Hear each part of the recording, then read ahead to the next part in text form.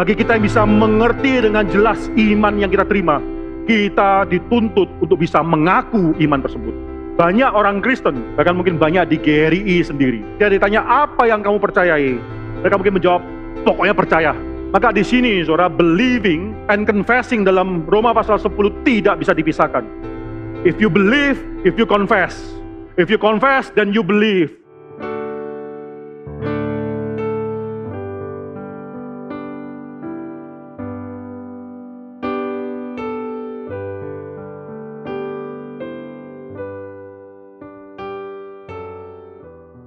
Saudara, mari kita buka Alkitab kita dalam khotbah eksposisi kitab Ibrani. Kita bersyukur ini adalah kali ke-32 kita mengkhotbahkan dengan setia ayat demi ayat kitab Ibrani. Kita sudah sampai dalam Ibrani pasal yang keempat. Dalam akhir tahun 2019 yang lalu kita bicara mengenai Ibrani pasal 4 ayat 12 dan 13. Itu mengenai firman Tuhan yang hidup dan berkuasa, yang aktif, yang kuat, saudara. Hari ini kita akan membaca ayat 14, 15, dan 16. Saya ajak kita semua untuk membaca firman Tuhan ini bersama-sama ayat 14 sampai 16. Dan inilah firman Tuhan yang Tuhan berikan pada kita. 2, 3. Karena kita sekarang mempunyai imam besar agung yang telah melintasi semua langit, yaitu Yesus anak Allah. Baiklah kita teguh berpegang pada pengakuan iman kita. Sebab imam besar yang kita punya bukanlah imam besar yang tidak dapat turut merasakan kelemahan-kelemahan kita. Sebaliknya sama dengan kita, ia telah dicobai, hanya tidak berbuat dosa. Sebab itu marilah kita dengan penuh keberanian menghampiri takhta kasih karunia, supaya kita menerima rahmat dan menemukan kasih karunia untuk mendapat pertolongan kita pada waktunya. Bila firman Tuhan ini menjadi suatu hal yang membekali kita ketika kita masuk dalam tahun 2020. Mari kita tundukkan kepala dan kita berdoa. Bapa dalam surga, kami bersyukur ya Tuhan untuk firman Tuhan yang Tuhan berikan pada kami dalam hidup kami, yang Tuhan limpahkan sehingga setiap saat kami bisa kapanpun, dimanapun membaca firman Tuhan ini. Ya, isi hati Tuhan, rencana Tuhan berkenaan dengan keselamatan dan kehendak-Mu yang Tuhan nyatakan kepada umat-umat Tuhan. Ketika mereka, orang-orang dunia membaca, mereka tidak bisa mengerti. Di anak-anak Tuhan, bahkan yang paling sederhana sekalipun, Tuhan berikan belas kasihan demikian limpah, sehingga mereka bisa mengerti apa yang Tuhan inginkan daripada mereka. Ya Bapak, kami mendasarkan pemberitaan firman Tuhan pada sore hari ini dalam nama Allah Tritunggal. Kami berdoa supaya kami sendiri dibukakan pikiran kami dan hati kami. Kami datang mungkin dengan pergumulan yang berbeda-beda. Kami datang mungkin dengan pikiran yang berat dan beban yang berat. Jadi kami berdoa supaya pada sore hari ini kami datang ke hadirat dan takhta belas kasihan Tuhan. Kami benar-benar mendapatkan belas kasihan Tuhan sehingga kami mengerti dan kami bisa dibentuk, kami bisa dirubah. Hidup kami diarahkan oleh firman Tuhan yang Tuhan berikan pada kami. Jangan biarkan ketika firman Tuhan diberitakan di atas mimbar ini, kami mengeraskan hati kami. Tuhan jangan biarkan hal itu terjadi. Tapi Tuhan lembutkan hati kami sedemikian rupa. Kami bukan hanya mengerti firman Tuhan yang diberitakan, tapi kami juga akhirnya menyayangi, mencintai firman Tuhan tersebut. Kami serahkan hamba-Mu, kami serahkan semua jemaat tempat ruangan ini yang sudah menyediakan hati dalam mendengarkan pemberitaan firman Tuhan. Tuhan pakai kami semua. Dalam nama Tuhan Yesus Kristus kami berdoa, kami berharap, kami bersyukur. Amin. Kalau saudara buka Ibrani pasal yang kedua, hampir akhir dari Ibrani pasal yang kedua ayat yang ke-17. Saudara bisa melihat itu adalah pertama kali title daripada imam itu diberikan kepada Yesus untuk pertama kalinya. Bukan cuma title dan jabatan imam itu disadangkan kepada Yesus, tapi juga lebih utama lagi imam besar, high priest. Itu title juga diberikan kepada Yesus secara eksplisit. Yesus sekarang dipanggil sebagai seorang imam. Kalau saya perhatikan dalam Ibrani pasal 2 ayat ke-17 itu, ada dua karakteristik yang penting daripada imam besar, yaitu Yesus Kristus ini. Bahwa ia adalah imam besar yang memiliki mercy dan juga faithfulness. Imam besar yang memiliki belas kasihan dan juga yang akhirnya setia. Itu dua karakter, dua sifat yang demikian penting yang harus dimiliki oleh imam besar, yaitu Yesus Kristus. Saudara, ini nanti saudara bisa melihat bagaimana dua hal ini, mercy dan faithfulness itu akhirnya dikhotbahkan, diekspos oleh penulis Ibrani dalam Ibrani pasal 3 ayat 1 sampai Ibrani pasal 5 ayat ke-10. Faithfulness ditekankan dalam Ibrani pasal 3 ayat 1 sampai Ibrani pasal 4 sampai ayat 14 yang tadi kita baca. Nanti mercy berkaitan dengan belas kasihan daripada imam besar ini itu dibicarakan di dalam Ibrani pasal 4 ayat yang ke-15 sampai pasal 5 ayat yang ke-10. Dalam minggu-minggu depan kita akan meneruskan topik pembicaraan mengenai mercy daripada imam besar ini, saudara. Saudara, hingga hari ini yang kita baca Ibrani pasal 4 ayat 14 sampai dengan ayat 16 itu demikian unik. Ini adalah kali terakhir kita akan berbicara mengenai faithfulness, kesetiaan, aspek dimensi setia. Dan kita langsung masuk juga dalam aspek dimensi mengenai belas kasihan, mercy, saudara. Satu ayat yang demikian unik. Saudara, kalau saudara perhatikan antara kedua hal ini, mercy dan faithfulness, kesetiaan dan juga belas kasihan, itu sangat sulit digabungkan dalam diri satu orang. Seringkali, saudara, kita lebih menekankan faithfulness, tapi kita lupa aspek mercy. Seringkali kita lebih menekankan aspek mercy, tapi akhirnya kita lupa dalam aspek faithfulness. Orang yang terus memperjuangkan setia terhadap hukum, setia terhadap peraturan, dan lain sebagainya. Tapi lupa pada aspek mercy. Dia menjadi seorang yang akhirnya legalistik. Orang yang akan menekankan hukum, tapi tidak ada aspek merciful dalam dia menekankan hukum tersebut. Banyak juga orang tua yang akhirnya gagal mendidik anak mereka. Karena mereka sangat menekankan aspek mercy tersebut, tapi lupa dengan aspek faithfulness. Mereka menekankan belas kasihan kepada anak mereka. Mereka menekankan bagaimana mereka harus memperhatikan anak mereka, kebaikan anak mereka. Tapi mereka lupa, mereka harus juga faithful terhadap firman Tuhan dan prinsip-prinsip firman Tuhan. Ini aspek yang demikian penting yang dua-dua harus diperjuangkan. Dan ketika Yesus Kristus memperjuangkan kedua hal ini, faithfulness dan mercy, itu membawa dia ke dalam salib.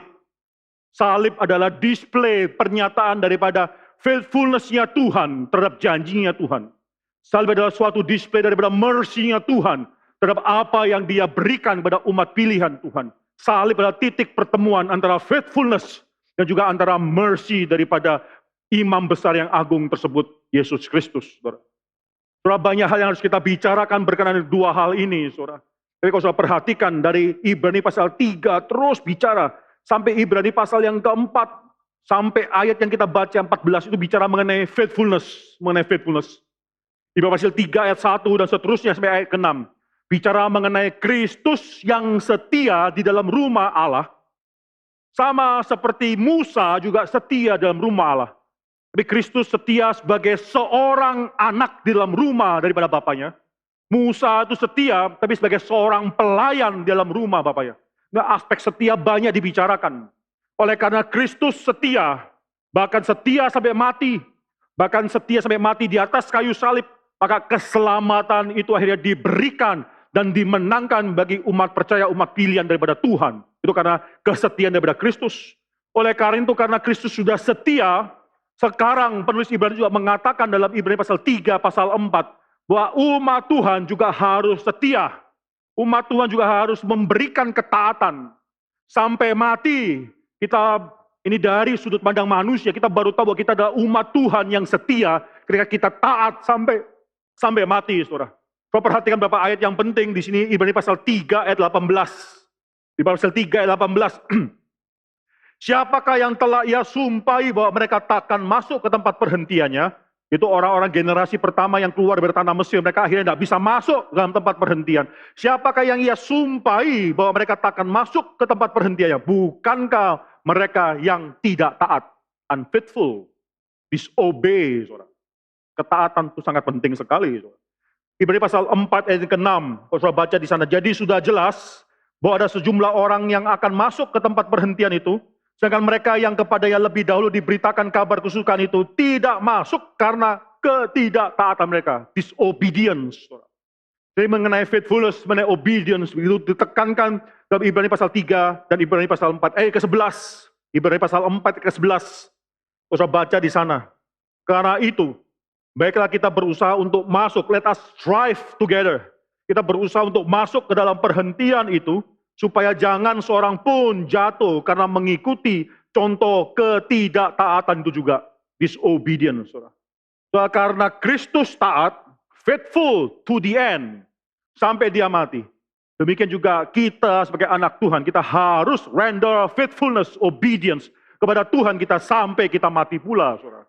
Suatu hal yang diperingatkan oleh penulis Ibrani, jangan sampai engkau tidak taat, sehingga engkau tidak bisa masuk ke dalam tempat peristirahatan tersebut, saudara. Soal yang menarik, tiba-tiba kalau saudara melihat dalam ayat yang ke-12, ke-13, tiba-tiba penulis Ibrani seakan ada suatu turning point, berbicara mengenai firman Tuhan yang hidup dan yang aktif, yang kuat. Dan translation lainnya aktif, efektif. Maka di sini saudara tadi sebelumnya, kita seakan memikirkan bahwa yang memegang peranan penting dalam hidup kita, mentaati firman Tuhan atau tidak, itu kita. Penulis Ibrani mengatakan, jikalau hari ini engkau mendengarkan suaranya, janganlah engkau mengeraskan hatimu seperti orang-orang pada zaman dahulu tersebut. Seakan kita yang mengambil peran aktif. Seakan kita yang melakukan, memilih mau taat atau tidak taat. Jadi kalau saya perhatikan ayat 12, 13, tiba-tiba terjadi suatu perubahan. Firman tersebut yang kau dengarkan itu adalah firman yang hidup dan yang aktif. Oleh karena itu firman tersebut, ayat 12, bisa menusuk amat dalam. Sampai membisahkan jiwa dan roh, sendi-sendi dan sumsum. Kita tidak mengkhotbahkan hal ini. Ayat 12, 13 kita sudah khotbahkan 3 kali, saudara. Bahkan bukan cuma menusuk saja, ia sanggup membedakan. Dia bisa discern, bukan cuma penetrate, dia discern semua hal, pertimbangan dan pikiran hati kita, our intentions and our thoughts dalam hati kita, saudara. Maka firman Tuhan adalah firman Tuhan yang akan menghakimi. Tulisan di dalam Alkitab ini demikian berbeda dengan semua tulisan-tulisan manusia lainnya. Semua tulisan manusia lainnya bisa inspiratif, tapi hanya tulisan daripada Alkitab ini yang adalah nafas daripada Tuhan yang hidup itu. Hingga tulisan daripada Alkitab ini bukan cuma memotivasi kita dalam hidup sehari-hari kita, tapi inilah firman Tuhan yang akan menghakimi kita dan mengenal kita lebih daripada kita mengenal diri kita sendiri. Luar biasa, saudara, firman Tuhan itu hidup dan aktif. Dia akan mencapai segala sesuatu yang Allah inginkan terjadi.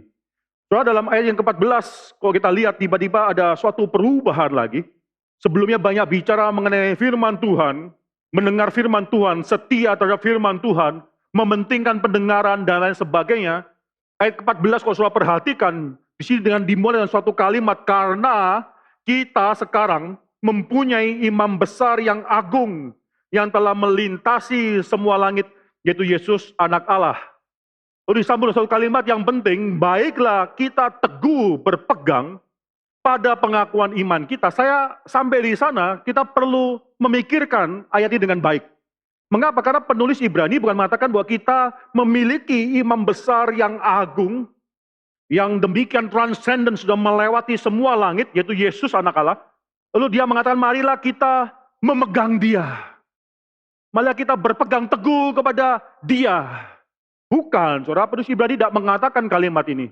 Penulis Ibrani mengatakan, baiklah kita teguh berpegang kepada pengakuan iman kita. Sampai di sini, saudara, banyak orang yang salah mengerti mengenai apa dan fungsi daripada pengakuan iman tersebut. Ada orang yang mengatakan bahwa the early church, gereja mula-mula itu tidak mungkin memiliki pengakuan iman. Pengakuan iman itu baru belakangan. Mungkin Nesia, salah satu yang paling tua, abad keempat, Nisia, Konstantinopel, Kalsidon itu abad belakangan, berapa ratus tahun setelah gereja mula-mula ada. Pengakuan iman itu terlalu kaku, mengkotak-kotakan, sedangkan gereja mula-mula itu diwarnai dengan pekerjaan Roh Kudus yang demikian dinamis. Kalau ada pengakuan iman itu seakan-akan sudah mengkotak-kotakan Roh Kudus.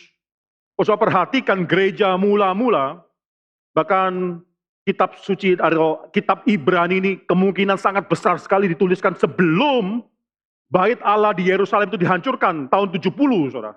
Ini sangat mula-mula sekali setelah Yesus naik, mungkin 20 tahun, maksimum 30 tahun setelah Yesus naik dalam surga, penulis Ibrani sudah berbicara kepada audiens orang-orang Kristen dari orang Yahudi mula-mula tersebut. Di sini dikatakan engkau harus berpegang kepada pengakuan imanmu. Berpegang teguh pada pengakuan imanmu. Siapa bilang pengakuan iman itu adalah later development, belakangan baru ada? Tidak. Dari sejak semula sudah ada pengakuan iman. Ini sangat penting sekali. Tentunya pengakuan iman tidak mungkin bisa dilepaskan daripada apa yang sudah Yesus Kristus lakukan, anak Allah tersebut. Kita bisa berpegang teguh pada pengakuan iman tersebut karena Yesus Kristus, anak Allah itu setia, faithful sampai mati. Kalau dia tidak setia, tidak ada pengakuan iman. Kalau dia tidak setia, tidak perlu ada pengakuan iman. Tapi karena dia setia, ada pengakuan iman. Berbicara mengenai dia, mengenai siapa dia. Mungkin sekali jemaat mula-mula pengakuan imannya itu sangat sederhana sekali. berkenan khususnya dengan pribadi Yesus Kristus, the person and the works of Jesus Christ, anak Allah tersebut. Tapi tetap adalah pengakuan iman. Coba kita buka berapa ayat, saudara, kita buka 1 Timotius. 1 Timotius pasal 3 ayat 16, itu juga bicara mengenai pengakuan iman gereja mula-mula. 1 Timotius 3 ayat 16. Saya akan bacakan dalam bahasa Inggrisnya. Coba saudara perhatikan, kalau saudara memiliki bahasa, saya akan membaca dalam bahasa Indonesianya. Kalau saudara memiliki Alkitab dalam bahasa Inggrisnya, saudara bisa bandingkan. Ayat 16, 1 Timotius pasal 3 ayat 16. Dan sesungguhnya agunglah rahasia ibadah kita. Di sana ada kalimat-kalimat, itulah intisari pengakuan iman mereka, gereja mula-mula. Dia yang telah menyatakan dirinya dalam rupa manusia, dibenarkan dalam roh, yang menampakkan dirinya kepada malaikat-malaikat, diberitakan di antara bangsa-bangsa yang tidak mengenal Allah, yang dipercayai di dalam dunia, diangkat dalam kemuliaan. Itu bicara mengenai pengakuan iman, khususnya mengenai siapa Kristus dan apa yang dia lakukan. Ayat ke-16 dalam bahasa Indonesia kurang sempurna, saudara. Ada satu bagian yang akhirnya dilompati, satu bagian yang penting, saudara. Dalam bahasa Inggrisnya, saudara, saya bisa baca dalam bahasa Inggrisnya ESV, English Standard Version. Great indeed, we confess. Itu kalimat dada, we confess. Kita akui, kami akui. Kami akui. Great indeed, we confess, is the mystery of godliness. Confession, saudara, adalah suatu hal yang penting. Confession, mengakui, adalah suatu hal yang tidak bisa dipisahkan daripada kita menyatakan diri percaya. Mengapa Gary Karawaci perlu belajar lebih mendalam lagi? Supaya kita tahu apa yang kita percayai. Believing and confessing, tidak bisa dipisahkan satu dengan yang lainnya. Kalau saudara mau menjadi orang yang percaya, orang akan tanya, kamu percaya apa? Di sana saudara harus memberikan confession of faith. Tidak ada orang ketika ditanya apa yang kamu percayai, dia akan membaca dari Kejadian pasal 1 ayat 1 terus membaca sampai Wahyu pasal 21 ayat 22. Tidak ada, saudara. Ketika kita ditanya apa yang kamu percayai, pada saat itu kita dituntut untuk menyatakan pengakuan iman kita. Maka saudara, dalam Roma pasal yang ke-10, coba kita buka Roma pasal yang ke-10, ini bagian Alkitab yang sangat menarik sekali. Roma pasal 10 ayat yang ke-9 dan ayat ke-10.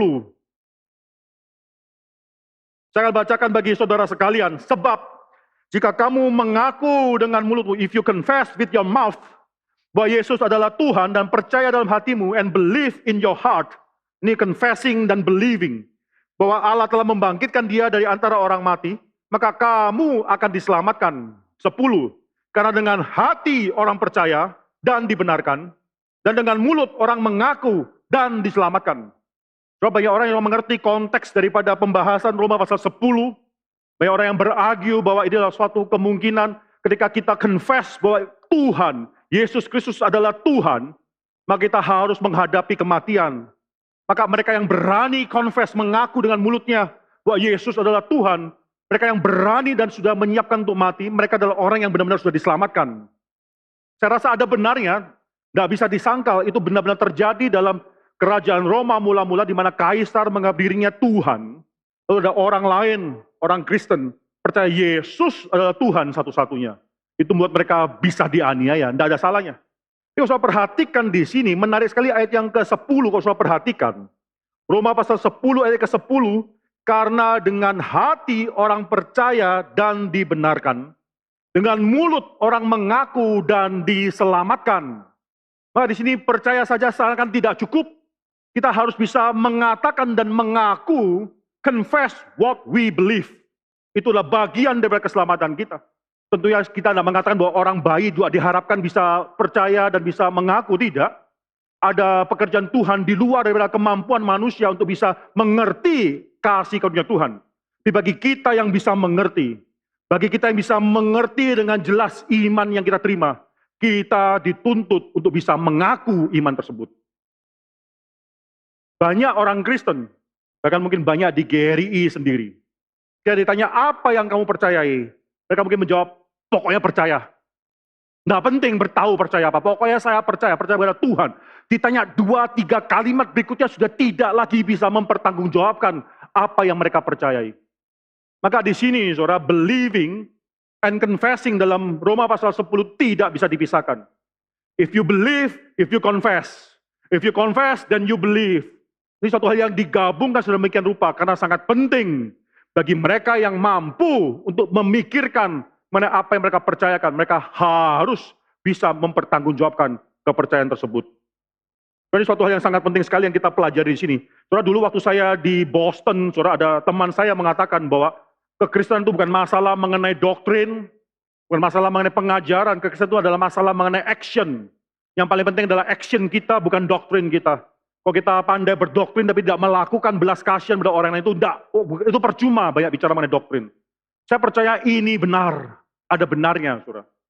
Banyak sekali orang-orang pintar di gereja GRI, pintar berteologi, tapi tidak pintar dalam menunjukkan belas kasihan Tuhan pada orang-orang sekitarnya. Saya mau tanya, saudara, berapa hari ini kita mengalami banjir besar? Siapa yang rumahnya kebanjiran? Angkat tangan, saudara. Hampir tidak ada, saudara. Siapa yang mengetahui? Mungkin ada 1-2 orang. Siapa yang mengetahui mungkin ada orang lain yang rumahnya kebanjiran? Rekan, kerja, saudara. Coba angkat tangan. Banyak yang angkat tangan. Saya tanya, saudara, bolehkah saya tanya, lalu apa yang kau lakukan ketika kau tahu ada orang lain yang kau kenal kebanjiran? Banyak orang reform berdoa, saudara. Penting berdoa, saudara, tapi mereka mungkin perlu lebih daripada itu. Saudara, minggu lalu, pada tanggal 1, saudara, kita mengadakan kebaktian tahun baru di GRI Karawaci, lalu saya pergi dan saya harus pergi ke Pekalongan mengunjungi mama mertua saya di sana. Kami drive ke Pekalongan, langsung dari sini drive. Di tengah jalan ada orang bertanya, sekarang ada jemaat kita yang rumahnya tergenang dengan air dan mau mengungsi. Bolehkah gereja dibuka dan menerima mereka? Saya katakan silakan buka, harus dibuka. Dan kalau bisa bukan cuma mereka yang mengungsi, bagaimana dengan tetangganya mereka? Saya katakan bawa juga ke sini. Dari mereka datang ke sini, jangan pikirkan mereka berhutang budi kepada GRI Karawaci, lalu setelah itu mereka harus beribadah di sini. Enggak. Kita melakukan aksi belas kasihan kepada mereka. Kalau mereka mau bawa tetangganya untuk mengungsi bersama dengan mereka, silakan datang. Tapi tidak banyak yang mengungsi. Saya tanya, kenapa tidak banyak mengungsi? Banyak orang yang khawatir rumahnya kemalingan, saudara. Lebih baik banjir di dalam. Saya tanya, lalu bagaimana dengan listrik yang tidak ada dan sebagainya? Di gereja kita ada genset. Silakan buka genset. Kita bayar, tidak apa-apa, orang bisa mengungsi. Bisa tidur dengan tentram di sini, silakan. Tapi banyak yang tidak terlalu mau mengungsi, saudara. Suatu hari saya merindukan, saudara, GRI Karawaci, keberadaan GRI Karawaci di tempat ini, bukan cuma untuk memberitakan firman Tuhan, tapi juga menyatakan belas kasihan Tuhan pada orang-orang sekitar kita. Kalau Tuhan akhirnya memberikan satu kesempatan pada GRI Karawaci untuk menolong orang-orang sekitar kita, itu suatu privilege daripada Tuhan yang luar biasa. Tapi waktu kita sebarkan, silakan datang, orang tidak datang. Mungkin, saudara, mungkin saya katakan. Mereka tidak percaya pada GRI Karawaci. Karena selama ini GRI Karawaci belum melakukan banyak hal bagi orang sekitar. Mungkin mereka tidak percaya pada gereja ini, sehingga mereka nggak datang. Mungkin mereka lebih mau datang ke gereja lain atau ke tempat lain. Kapankah kita bisa menyatakan belas kasihan Tuhan? Kapankah kita berhenti pandai berdoktrin dan sekarang melakukan belas kasihan Tuhan kepada orang-orang? Bukan supaya mereka merasa berhutang budi harus beribadah di sini. Alkitab katakan Tuhan mengasihi baik itu orang yang benar dan orang yang jahat. Tuhan memberikan hujan bagi orang yang benar dan orang yang jahat. Tuhan memberikan matahari, menerbitkan matahari bagi orang yang benar dan orang yang jahat. GRI Karawaci perlu belajar banyak dalam hal ini. Kita tidak mengharapkan ada bencana yang lain yang akan datang. Kita bukan mengharapkan tersebut. Tapi saya sudah katakan tadi siang ada beberapa orang yang berkumpul. Kita harus sudah memiliki tim yang siap bekerja. Bukan setelah bencana datang baru berpikir, mari bentuk panitia. Sudah telat, saudara. Itu air sudah surut. Ketika bencana datang, tim itu langsung bekerja. Dan melihat potensi-potensi di mana kita bisa memberikan bantuan. Pada saat ini, saudara, kita bersyukur GRI Karawaci memiliki sekitar 10-12 dokter. Kita masih memikirkan satu hal, bagaimana follow up setelah bencana, walaupun air sudah surut, tapi mungkin banyak yang infeksi. Banyak yang sakit. Kita mau mencari titik-titik di mana kita bisa menyatakan belas kasihan Tuhan. Cuma menjadi orang Kristen bisa menyatakan action. Itu sangat penting sekali. Tapi salah kalau kita pikir bahwa doktrin tidak penting. Salah teman saya di Boston yang mengatakan yang paling penting adalah action, doktrin dan tidak penting. Bukankah doktrin itu memisahkan orang? Bukankah doktrin itu akhirnya memecahkan gereja? Yang paling penting adalah belas kasihan. Tanpa sadar teman saya di Boston tersebut sudah dipengaruhi oleh seorang bapak daripada liberalisme, itu Friedrich Schleiermacher. Dalam pemikiran daripada Friedrich Schleiermacher, dia membedakan antara kernel dan husk, antara biji dan kulit. Kalau saudara mau makan kacang, saudara tidak makan semuanya, bukan? Saudara cari, saudara buka husknya, saudara buka kulitnya, saudara bisa dapatkan kacang yang saudara makan. Dia katakan kacang, kernel, inti daripada iman Kristen. Schleiermacher mengatakan adalah feeling of absolute dependence kepada Tuhan. Kita merasakan bagaimana kita memerlukan Tuhan secara absolut bergantung pada Tuhan. Dia katakan semua yang namanya pengajaran doktrin itu cuma husk yang tidak ada pentingnya, boleh dibuang. Bagaimana kita belajar untuk bisa renang di dalam lautan? Itu bukan dengan teori, satu tangan, kaki kepak berapa kali di belakang. Oh enggak, saudara. Pembelajaran yang paling tepat adalah langsung cemplungkan di laut tersebut. Lalu dia merasakan bagaimana dia harus bergantung kepada Tuhan. Di sana pembelajaran hidup orang Kristen yang sejati. So kita menolak ada porsi daripada doktrin pengajaran yang harus dituntut. Ada pengakuan iman yang harus dipelajari orang Kristen. Pengakuan iman adalah intisari dari apa yang kita percayai. Kalau kita menjadi orang Kristen bisa percaya tapi tidak bisa confess something wrong ada dalam hidup kita, saudara. Berarti kita masih menjadi orang Kristen yang sangat-sangat dangkal. Kita perhatikan beberapa hal yang penting dalam kita buka Roma, kita sudah buka kitab Roma, kita buka Roma pasal yang ke-16. Roma pasal 16 ayat yang ke-17. Saya akan bacakan, saudara. Tetapi aku menasihatkan kamu saudara-saudara, supaya kamu waspada terhadap mereka yang bertentangan dengan pengajaran yang telah kamu terima, menimbulkan perpecahan dan godaan. Sebab itu hindarilah mereka. Kalau di dalam bahasa Inggrisnya ini bukan cuma bertentangan dengan pengajaran teaching, tapi bertentangan dengan doktrin yang sudah diajarkan. Gereja mula-mula mengajarkan doktrin. Justru doktrin itu memisahkan antara orang yang benar, pengajarannya benar, dan mereka yang tidak benar. Doktrin bukan memecahkan gereja. Doktrin itu menyatukan gereja. Perhatikan sekali lagi di sini, saudara. Kamu harus waspada terhadap mereka yang bertentangan dengan doktrin yang telah kamu terima, menimbulkan perpecahan dan godaan. Mereka yang menimbulkan perpecahan. Jadi orang yang benar disatukan di dalam suatu doktrin yang benar, saudara. Sebab itu hindarilah mereka. Coba kita baca Efesus pasal 4 ayat yang ke-14. Coba bisa baca Efesus pasal 4 ayat ke-14. Saya bacakan bagi saudara sekalian.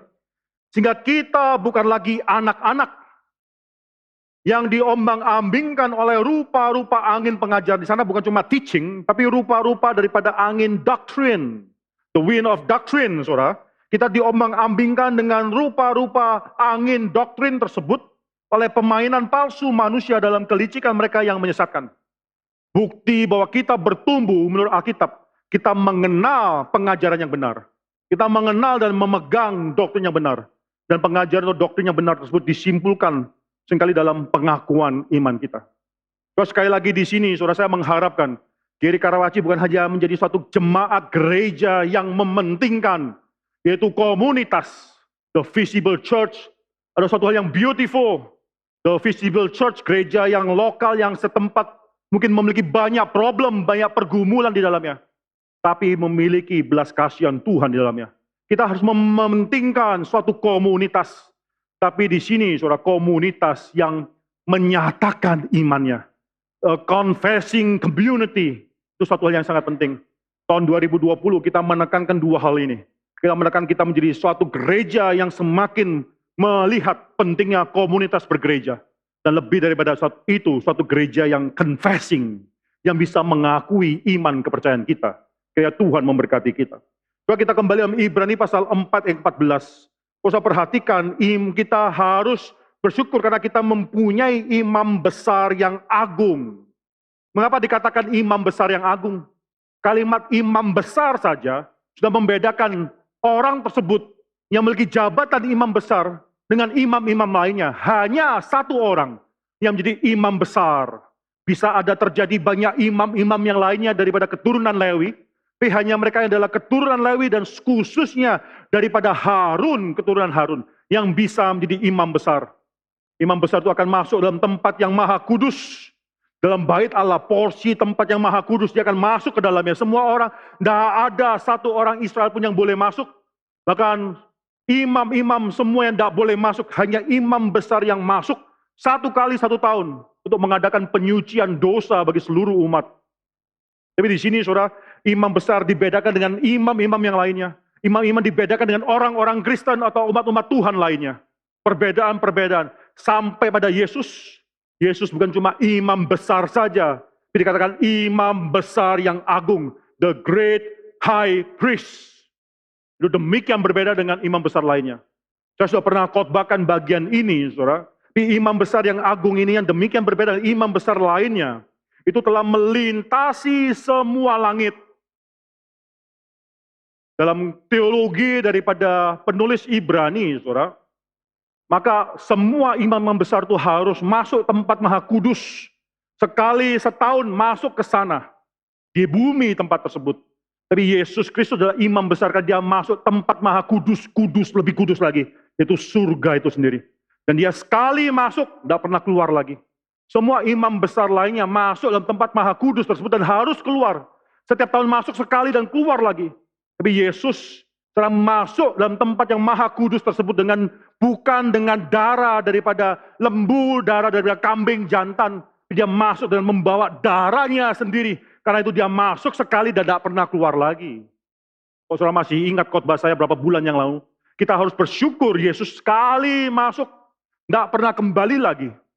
Dan Yesus berkata pada murid-muridnya, adalah keuntungan bagimu kalau saya tidak lagi berada dalam dunia ini.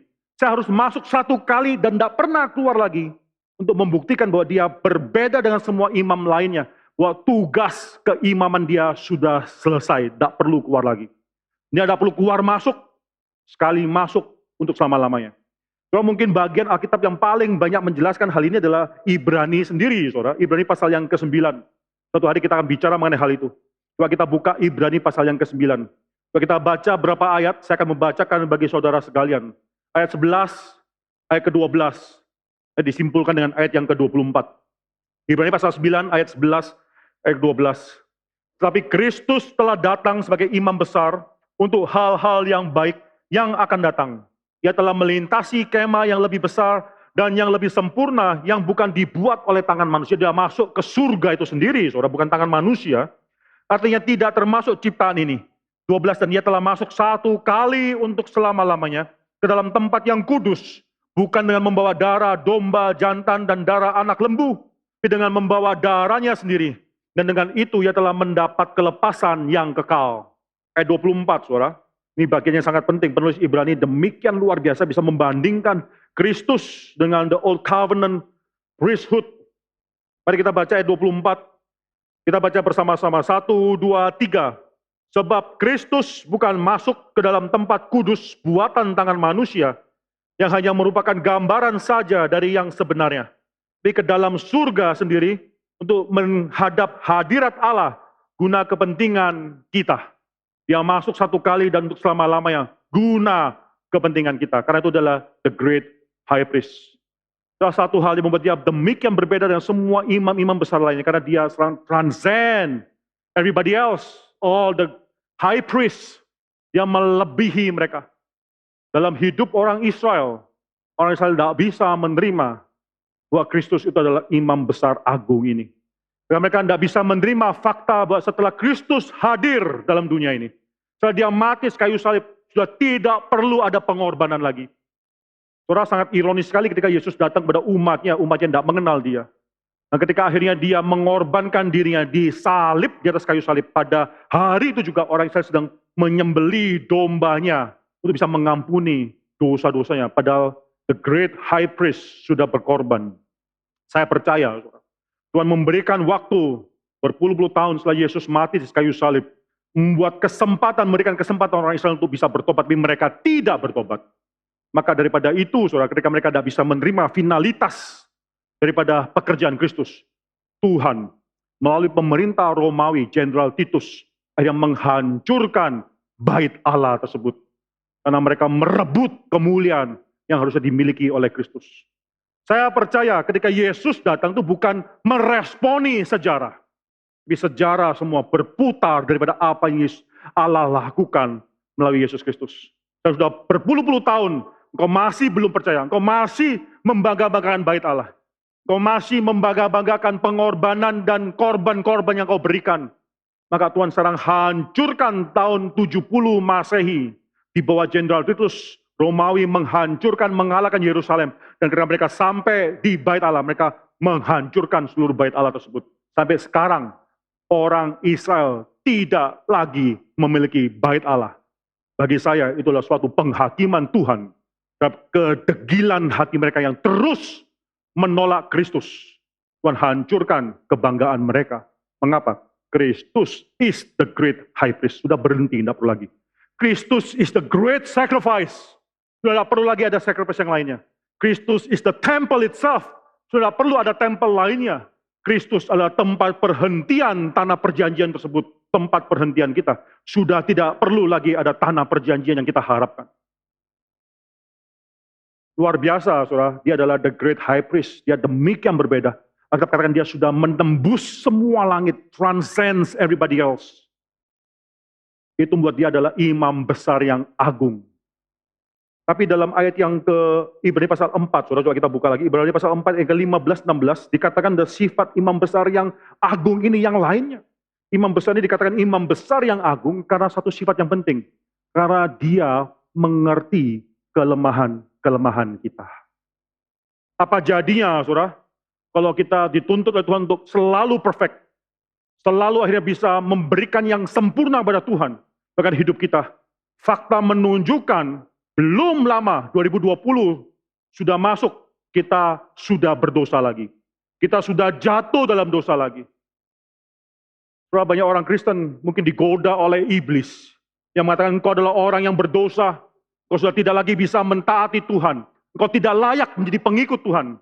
Tapi pada saat ini firman Tuhan berkata, pada hari ini, dia mengatakan bahwa imam besar kita memang agung dan dia mengerti bagaimana berbelas kasihan pada kita. Dikatakan dalam ayat ke-15, ini adalah suatu double negatif, saudara.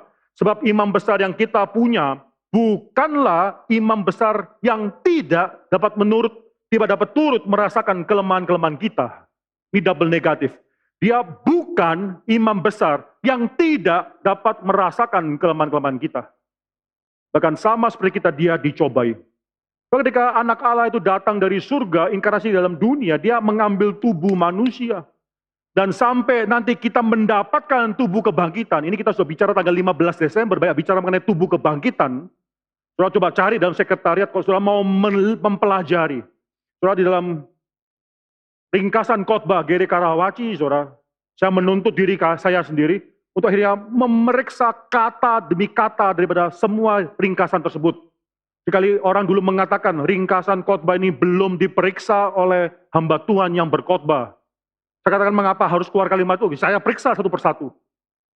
Mungkin masih ada kesalahan, salah ketik, salah mungkin secara grammar dan sebagainya. Tapi saya berani yakinkan, saudara, itu semua yang ada dalam ringkasan khotbah tersebut dipertanggungjawabkan, teologinya bisa dipertanggungjawabkan.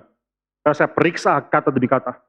Kadang-kadang kalau saya periksa, saudara, itu yang ngetik sudah pakai waktu yang lama, itu benar-benar word for word, dia ketik satu-satu. Waktu saya periksa satu ringkasan khotbah, kadang-kadang pakai waktu 2 jam, 3 jam untuk menyelesaikannya. Tapi saya mau bertanggung jawab supaya saudara mendapatkan ringkasan khotbah dengan teologi yang saya pertanggungjawabkan. Dalam ringkasan khotbah tanggal 15 Oktober, dalam khotbah 15 Oktober tersebut, saya mengatakan bahwa tubuh kemuliaan, tubuh kebangkitan itu akan jauh lebih mulia pada tubuhnya kita saat ini. Itu bisa dimengerti. Saya juga katakan bahkan tubuhnya Adam sebelum jatuh dalam dosa tetap lebih mirip tubuhnya kita sekarang ini dibandingkan tubuh kemuliaan yang akan kita nantikan daripada Tuhan. Saya percaya Yesus datang dengan tubuhnya Adam sebelum dia jatuh dalam dosa. Saya percaya. Tidak fair sekali kalau Yesus datang dengan tubuhnya kita yang sudah dicemari oleh dosa. Sebagai Adam yang kedua, paralel tersebut, Yesus datang dengan tubuhnya Adam sebelum jatuh dalam dosa. Tapi nanti sampai kita mendapatkan tubuh kemuliaan tersebut, kita memiliki tubuh yang lemah. Itu perkataan dari Paulus 1 Korintus pasal 15. Tubuh ini adalah tubuh yang lemah. Bahkan tubuhnya Adam sebelum jatuh dalam dosa. Bagi Paulus adalah tubuh yang lemah, tubuh yang hina. Kita gampang berdosa. melalui tubuh yang lemah ini. Kita bisa memikirkan keinginan-keinginan daging kita. Kita gampang berdosa karena kita belum memiliki tubuh kemuliaan yang tidak bisa dibinasakan. Yang mulia, yang penuh dengan kuat kuasa. Kita belum mendapatkan tubuh tersebut. Tapi justru Kristus waktu datang bukan dengan tubuh kemuliaan. Terus datang dengan tubuh yang mirip sekali dengan tubuh kita.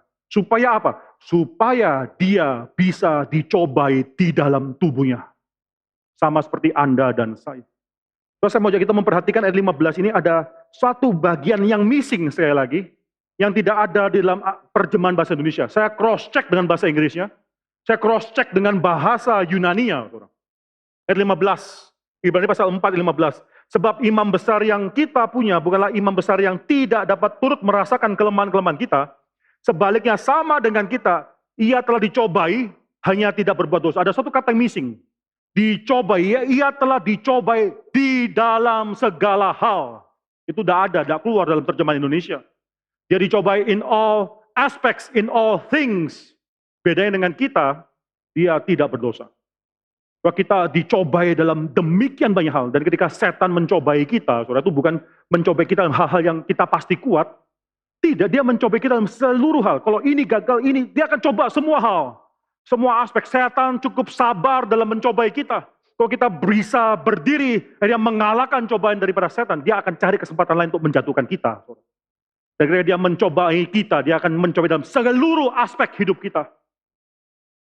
Demikian juga dengan Kristus. Kalau saudara baca dalam terjemahan Indonesia, ini seakan-akan Kristus cuma dicobai satu kali. Tidak. Kristus dicobai berkali-kali dan di dalam in all things, dalam bahasa Grekanya literal, dalam in all things dia dicobai.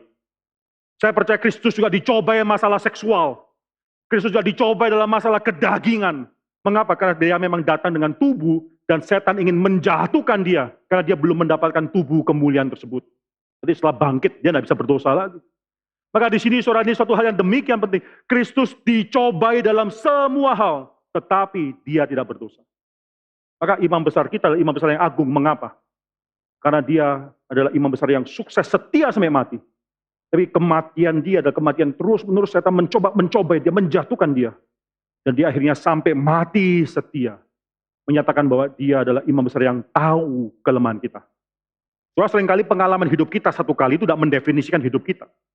Atau orang mengatakan pada kita, pada saya pernah tidak memikul salib? Pernah, saya pernah ikut salib. Tapi dulu satu kali memikul salib. Terus satu kali memikul salib tidak mendefinisikan kita. Kok Kristus hanya dicobai satu kali, tidak mendefinisikan hidup dia sebagai orang sama seperti kita dicobai terus-menerus. Di sini dikatakan Kristus dicobai di dalam segala aspek in all things sama seperti kita. Hanya bedanya dia tidak berdosa. Itulah imam agung kita. Dia bukan cuma imam agung yang sukses, berhasil dan tidak berdosa. Dia menjadi agung karena dia mengetahui semua kelemahan kita. Kalau tahun 2020 kita tidak bisa dengan bangga mengatakan, saya pasti bisa mengikuti Tuhan. Tidak. Kemungkinan akan ada dosa-dosa yang terjadi. Tidak lama barusan sebelum tahun 2019 lewat, ada hamba Tuhan yang saya kenal, jatuh di dalam dosa seksual. Bagi banyak orang, kalau saudara tahu, mungkin saudara akan menghakimi orang tersebut. Tapi siapakah kita yang akhirnya merasa diri kuat, tidak mungkin jatuh dalam dosa yang sama. Soal kita bukan masuk tahun 2020 dengan membanggakan siapa kita. Kalau bisa orang lain lihat keluarga kita sebagai keluarga yang sempurna. Itu bukan kebanggaan kita. Kebanggaan kita adalah walaupun kita jatuh, walaupun kita bisa berdosa, kebanggaan kita adalah kita memiliki imam besar yang agung, the great high priest, yang sudah naik ke surga, tidak perlu turun lagi, yang sudah masuk dalam tempat yang maha kudus, tidak perlu keluar lagi. Tapi imam besar yang mengetahui semua kelemahanku. Yang pernah juga dicobai sama seperti aku dicobai. Tapi dia tidak berdosa. Jadi dia adalah pengharapan hidupku. Oleh karena itu surah ayat 16 demikian indah. Sebab itu ini ajakan daripada penulis kitab Ibrani.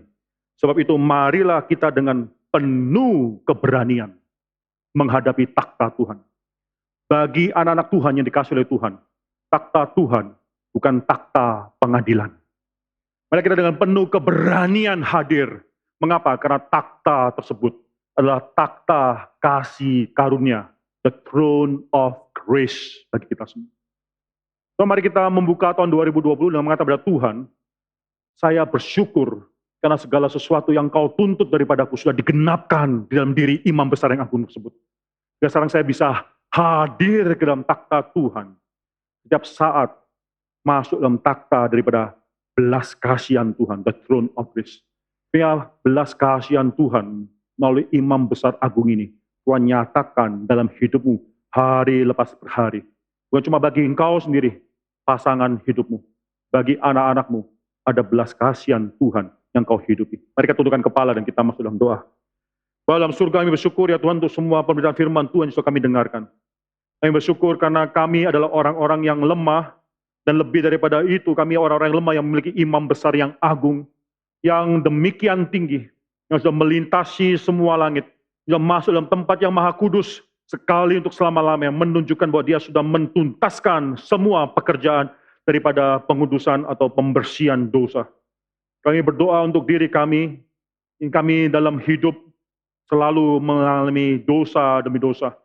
Mungkin banyak daripada kami dalam tahun 2020 yang baru 5 hari ini saja, kami sudah melakukan dosa menyakitkan hati Tuhan. Dalam ketidaksetiaan kami, Engkau setia.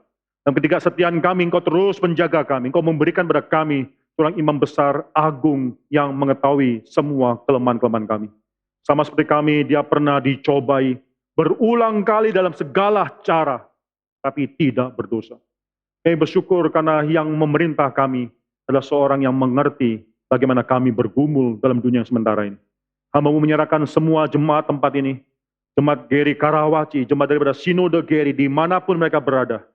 Tuhan berikan belas kasihan Tuhan kepada mereka, pasangan hidup mereka, orang tua mereka, anak-anak mereka. Sehingga kami semua dapat mengatakan bahwa dengan berani kami menghadap Tuhan, menghadap tatah kasih setia Tuhan, ketika kami jatuh dalam dosa. Tuhan topang kami satu persatu. Misalkan hidup kami, Engkau adalah Tuhan yang setia, dan karena itu kami mau setia mengikuti Tuhan. Dalam nama Tuhan Yesus Kristus kami berdoa dan mengucap syukur. Amin.